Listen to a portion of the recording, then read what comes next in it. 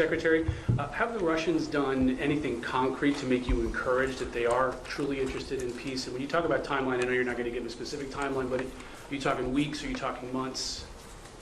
I think we're talking weeks, probably. Yeah. I mean, you know, there's a lot that has to happen here in the next few weeks in order for this to be real. In terms of concrete, they've agreed to certain things. I mean, I think their things are not striking now that they were before.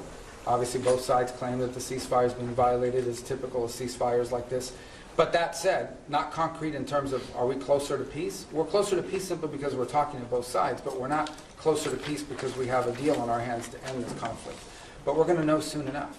That's my point I make everybody. You know, people come, oh, well, Putin, you can't trust him. It's not about trusting Putin. Not about trusting anybody. This is about actions. If you're interested in peace, you stop fighting. And you lay out the conditions by which you're willing to end a war. And they have to be reasonable conditions, right? Not crazy stuff. If you're interested in peace, that's what you do. If you're not interested in peace, then you sort of drag it out and you come up with excuses and you pull, and we know that, and we're not going to get pulled into that. But let's hope it doesn't come to that. Let's hope it, you know, let's be optimistic that that's not the direction we're going. We're prepared if it is, but let's hope that we're not heading in the direction of this is just a delay tactic. All right, one more, and then we wrap up. Don't you guys want to go home, the ones that came? Your allies here and also Ukraine, they believe that Russia is actually preparing to launch another campaign, a military campaign, as soon as the winter season ends. Do you have any reason to doubt that?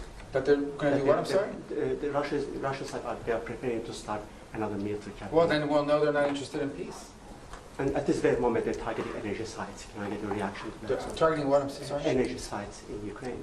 Well, again, I get that means they're violating the ceasefire. That's not a good sign, you know. But I think that would tell you this: that ultimately, this is a war right now. Things are going to be blowing up in Ukraine and inside of Russia because there's still a war going on. That's what we're trying to end.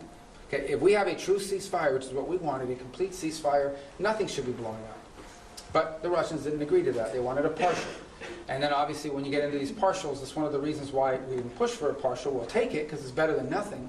But one of the reasons why we didn't push for a partial, because there's always disputes about what are you hitting and what you're not hitting. But in the end, this is still a war. And we want it to stop.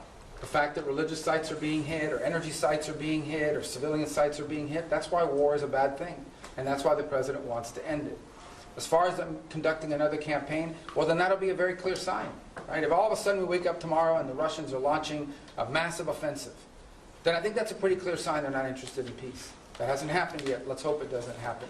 We want to know whether they want to do peace or not. And if they do, then there's a way there, and we're willing to help. If they're not, then it's good to know early, so we can adjust our policies accordingly.